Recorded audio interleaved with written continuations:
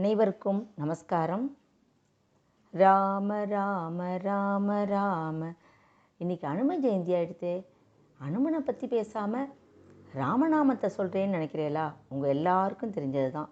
ராமநாமம் எங்கே ஜபிக்கப்படுகிறதோ அங்கெல்லாம் அனுமன் நிற்பார்.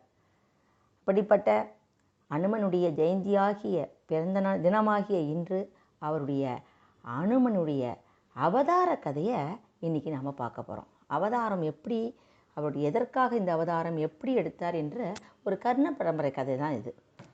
புகழ்பெற்ற இதிகாசங்களில் ஒன்று ராமாயணம். நமக்கு எல்லாருக்குமே அது தெரியும். அந்த மகாகாவியத்தை அறிந்த பலருக்கு ராம பக்தியில் மூழ்கி திளைத்த அனுமன் இன்றைக்கி இஷ்ட தெய்வமாகவே விளங்குகிறார். நிறையா பேருக்கு ஆஞ்சநேயரை நினச்சிட்டோம்னாலே போகிறோம், எல்லாமே நடக்கும். புத்தி பலம், புத்தியை கொடுப்பார், உடம்பு பலத்தை கொடுப்பார், வீரியத்தை கொடுப்பார், பராக்கிரமத்தை கொடுப்பார், எல்லாத்தையும் செஞ்சு குடிச்சிருவார் அவர்.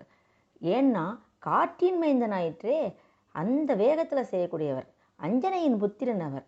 இப்படிப்பட்ட அவருடைய பிறப்பு பால லீலைகள் எல்லாமே நாம் எல்லாருக்கும் தெரிஞ்சது தான். அதாவது அனுமன் யாருன்னா சிவனுடைய ருத்ர அவதாரம்னு சொல்லுவாள். அது பின்னணியில் ஒரு சுவையான ஒரு கதை, எல்லாருக்கும் தெரிஞ்ச கதை தான். இருந்தாலும் இன்றைக்கி நான் சொல்கிறேன். ஒரு நாள் காலையில் பரமேஸ்வரன் என்ன பண்ணுறார், சிவபெருமான் ராமநாமத்தை ஜபித்தபடி இருந்தார். கேட்ட உடனே பார்வதி, சிவநாமத்தை விடையா ராமநாம சிறப்பு அப்படின்னு கேட்டார். கணவன்கிட்ட கேட்குறா அந்த பார்வதி தேவி, எதுக்காக இப்படி சொல்கிறேன்னு.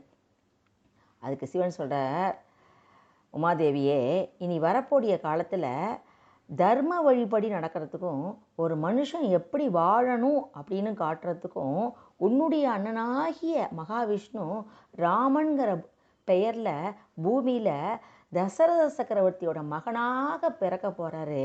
செயற்கரிய செயல்கள் எல்லாம் செய்ய போகிறார். அந்த அவதாரத்தில் ராம அப்படிங்கிற பெயர் மிகவும் புகழ் பெறக்கூடியதாக இருக்க போகிறது. அது மட்டுமல்லாமல் நானே என்னுடைய 11வது ருத்ர ரூபத்தை ராமருடைய உதவிக்காக பூமியில் பிறக்க செய்ய போகிறேன்னு சிவன் சொல்கிறார். அதை கேட்ட உடனே சக்திக்கு, அதாவது பார்வதி தேவிக்கு, அந்த அவதாரத்தில் நானும் உங்க கூட இருக்கணும்னு கேட்குறான். அவரும் ஓகே நீ வந்துரு அப்படின்னு சொல்கிறார். அந்த அவதாரம் எப்படி இருக்கணும் அப்படின்னு 2 பேரும் பேசின்னு இருக்கா. அப்போ சொல்கிறார், மனித வடிவு எடுக்க முடியாது நம்மளால். ஏன்னா ராமனுக்கு தாசனாக பணியாளனாக இருக்க வேண்டும். எப்போதும் எஜமானனை விட பணியாளன் எப்படி இருக்கணும், ஒரு படி குறைஞ்சவனாக இருக்கணும் அப்படின்னு பெரியவா வாக்கு.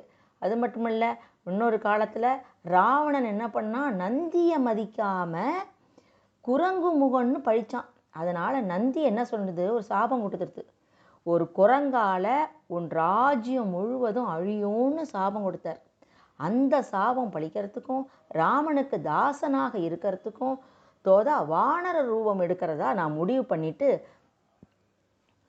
அப்படியே இருக்க போகிறேன். அப்போ நான் வானர ரூபம் எடுக்கும்போது என்னுடைய வாளா நீ இருக்கணும் அப்படின்னு சொல்கிறார். எம்பெருமான் அதற்கு ஒப்புக்கொண்டார். அதனால தான் அனுமனுடைய வாள் சக்தி மிகுந்ததாக, சக்தி தேவி உமாதேவி அழகானதாகவும் விளங்குறதுன்னு சொல்லுவாள். தசரத சக்கரவர்த்தி புத்திரகாமேஷ்டி யாகம் செய்கிறார். அந்த பிரசாதத்தில் ஈசனுடைய அருளால் ஒரு கருடன் என்ன பண்ணுதான், கொஞ்சம் கொத்தின்னு போய் கரெக்டாக அஞ்சனையோட கையில் கொண்டு போய் சேர்த்துருத்தான். கேசரி அஞ்சனை தம்பதியினருக்கு மார்கழி மாதத்தில் மூல நட்சத்திரத்தில் அழகான ஆண் குழந்தை ஒன்று பிறந்தது. அதுக்கு சுந்தரன், சுந்தரன்னா யார், அழகன்னு பேர். பெயரிட்டு வளர்த்தாள் அந்த தாய்.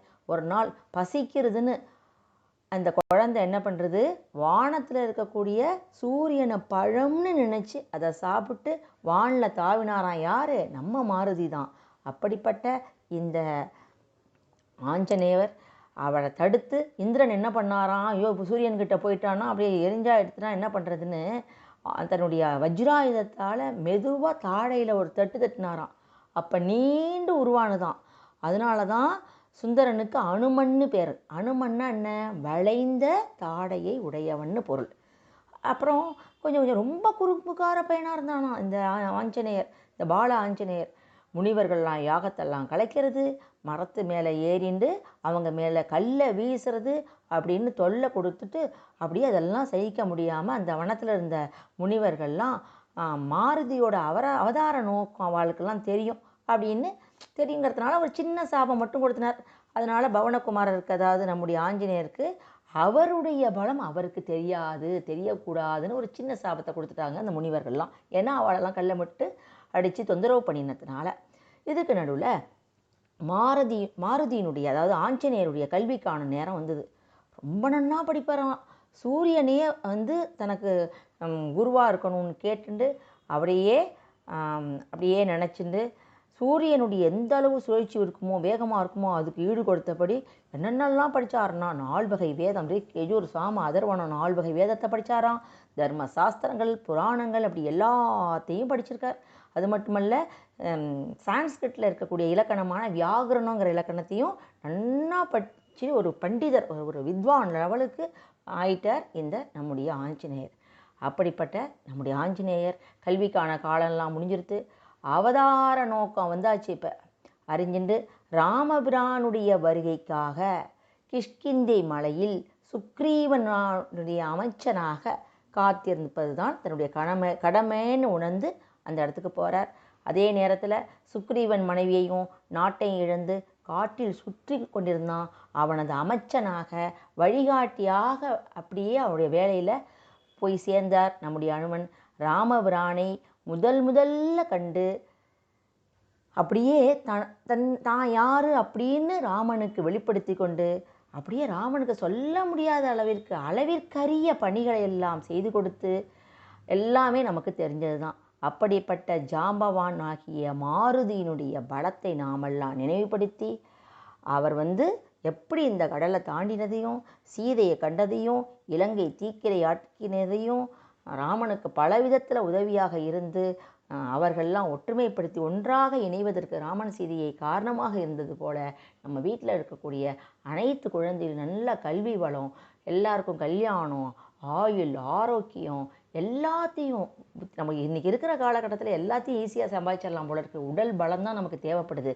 அப்படிப்பட்ட அந்த ஆஞ்சநேயரை நாம் வணங்குவோம். தினமும் ஒரு 10 நிமிஷமாவது ராமநாமத்தை ஜபிக்கணும், ராமநாமத்தை எழுதணும். எல்லா வேலையும் பண்ணுறோம். கண்டிப்பாக டெய்லி காஃபி குடிக்கிறோம், அந்தந்த வேலைகளை செய்கிறோம்.